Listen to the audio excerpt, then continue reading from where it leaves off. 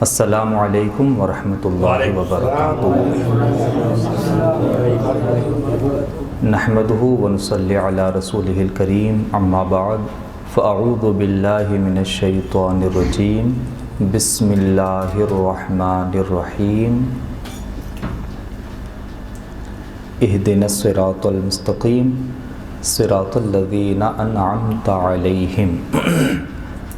آمنت باللہ صدق اللہ العظیم۔ یہ بابرکت محفل اور مجلس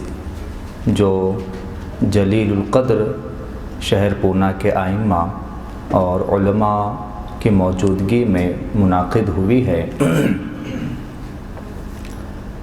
شہر پونا کی انتہائی معروف اور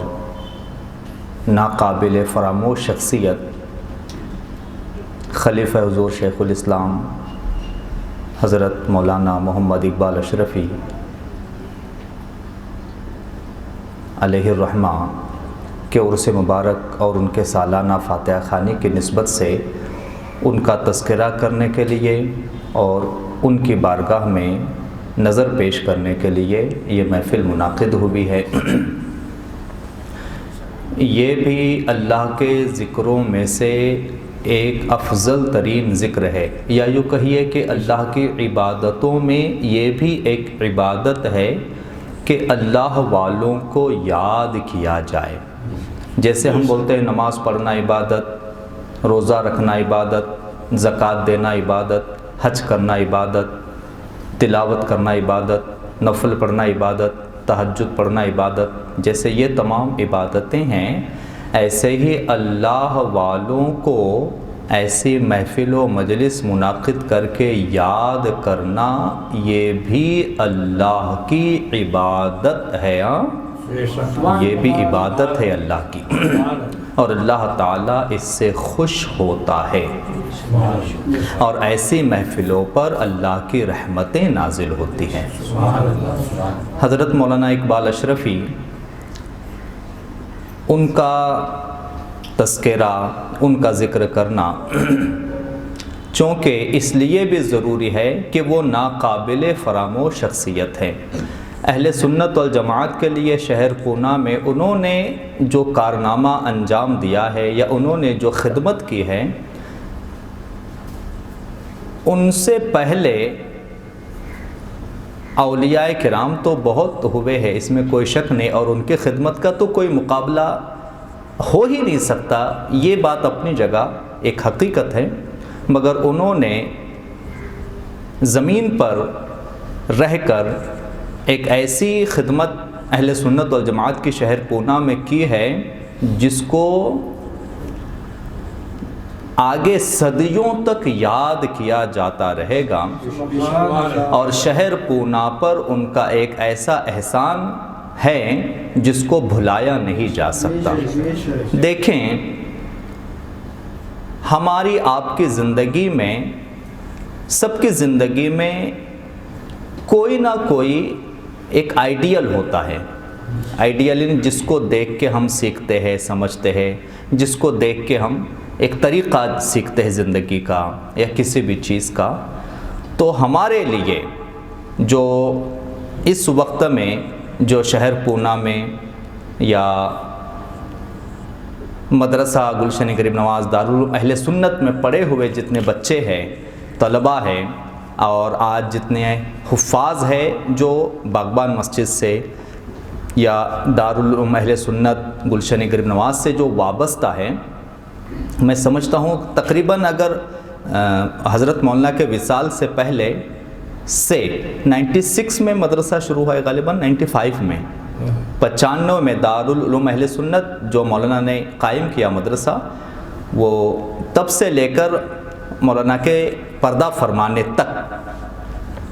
جتنے لوگ اس سے منسلک رہے، وابستہ رہے مدرسے سے، جتنے حافظ ہوئے، علماء ہوئے، آج امام بھی ہے، ان تمام بچوں کو اور آج کے ائمہ، آج کے ان حفاظ کو اگر ہم دیکھیں تو وہ سب کے سب اپنا آئیڈیل حضرت مولانا کو ہی مانتے ہیں، اور یہ بھی ایک بڑی چیز ہے کہ ایک بڑی جماعت علماء کی، حفاظ کی، کسی ایک شخص کو اپنا آئیڈیل مانے اور ان کے طریقے پر یا ان کے تعلیمات پر عمل کر کے وہ کامیاب بھی ہو جائے، یہ ایک بڑی چیز ہے۔ اور اس کی مثال، یہ جو گلشن ہے پورا، یہ اس کی مثال ہے کہ حضرت مولانا کی تعلیمات اور ان کے طریقہ کار اور ان کے عمل کو دیکھ کر ہی ہم سب ایک طریقہ اور ایک زندگی جو ہم گزار رہے ہیں، چاہے اپنی ذاتی زندگی ہو، گھریلو زندگی ہو، یا ایک مسجد کے امام کی حیثیت ہو یا قوم کے خادم کی حیثیت ہو، جو بھی کام ہم کرتے ہیں، کام کرنے سے پہلے ہم مولانا کی زندگی کو اپنی نظر کے سامنے لاتے ہیں کہ اگر مولانا تھے تو یہ کام کس طرح سے کیا کرتے تھے، یا اگر امامت کرتے تھے مولانا تو مولانا کے امامت میں ان کا جو ہے مزاج کیسا تھا یا ان کا طریقے کیا تھے۔ ان تمام طریقوں کو ہم اپنے اندر لیتے ہیں یا ہم ان پہ عمل کرتے ہیں تو الحمدللہ اس کے ذریعے سے ہمیں کامیابی ملتی ہے، ان کے طریقے پر عمل کرنے سے اور ان کی تعلیمات پر عمل کرنے سے۔ ایک چیز یہ ہو گئی حضرت مولانا کی کہ ان کی تعلیمات نے ہمیں کامیاب بنایا اور ان کے ماننے نے ہمیں کامیاب بنایا۔ اور دوسری چیز حضرت مولانا کی کہ وہ خود بہت ہی متقی پرہیزگار تھے۔ ایک ہوتا ہے کہ کوئی آدمی اچھے لباس سے اپنے آپ کو ظاہر کرتا ہے کہ میں اچھا لباس پہنوں گا تو شاید نمائش ہو جائے گی، یا کوئی اپنے علم کے ذریعے سے اپنی نمائش کرتا ہے۔ نمائش کا لفظ شاید مجھے نہیں کہنا چاہیے، وہ چاہتا ہے کہ میں پیش ہوں عوام کے سامنے، کوئی اپنے لباس کے ذریعے سے عوام کے سامنے پیش ہونا چاہتا ہے، کوئی اپنے علم کے ذریعے سے عوام کے سامنے پیش ہونا چاہتا ہے، کوئی اپنی ولولہ انگیز خطاب کے ذریعے سے، بیان، واعظ، نصیحت اور طریقہ واعظ کے ذریعے سے، خطاب کے ذریعے سے عوام کے سامنے پیش ہونا چاہتا ہے۔ اور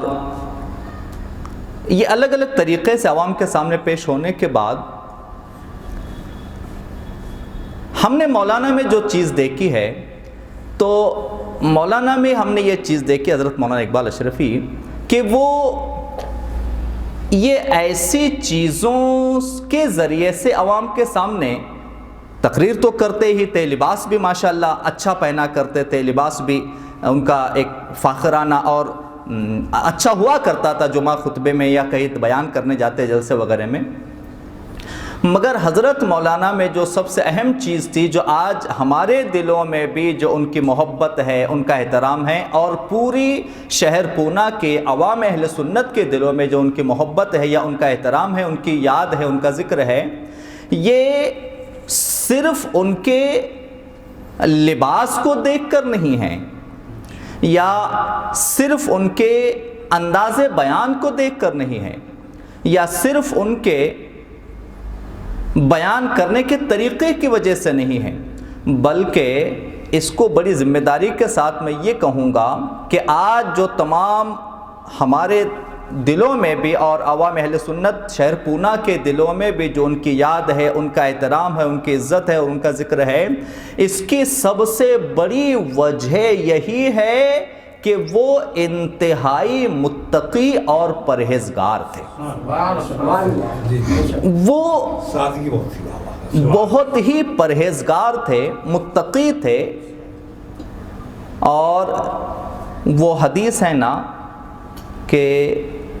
جو اللہ سے محبت کرتا ہے، پھر اللہ تعالیٰ حضرت جبریل سے کہتا ہے، اللہ تعالیٰ جس سے محبت فرماتا ہے تو اللہ تعالیٰ حضرت جبریل سے کہتا ہے، اے جبریل، یہ فلاں بندے سے میں محبت کرتا ہوں، تم بھی ان سے محبت کرو۔ اور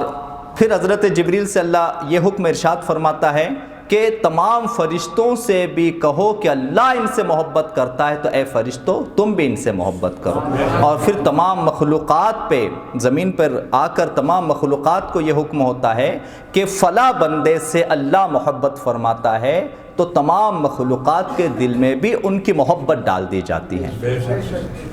تو اس سے پتہ یہ چلتا ہے حضرت مولانا سے اللہ محبت فرماتا ہے، اسی لیے ساری مخلوق ان سے محبت کرتی ہے۔ تو حضرت مولانا اقبال اشرفی وہ شخصیت ہے جن کو کبھی بھی فراموش نہیں کیا جا سکتا، اور جو یہ محفل سجائی گئی خاص کر کے حضرت مولانا حافظ عرفان اشرفی صاحب قبلہ، حضرت مولانا خلیفہ حضور شیخ الاسلام مولانا عمران اشرفی صاحب قبلہ،